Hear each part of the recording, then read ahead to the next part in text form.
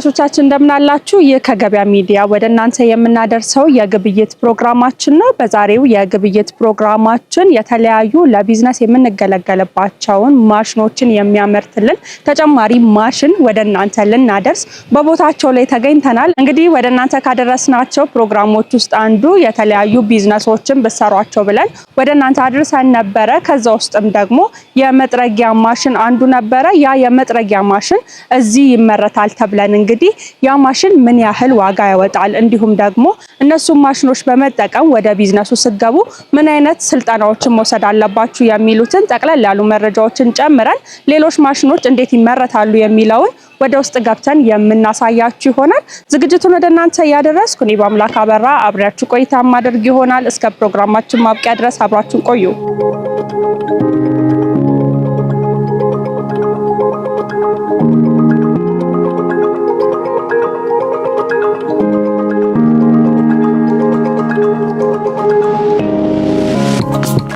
ሰላም ነው?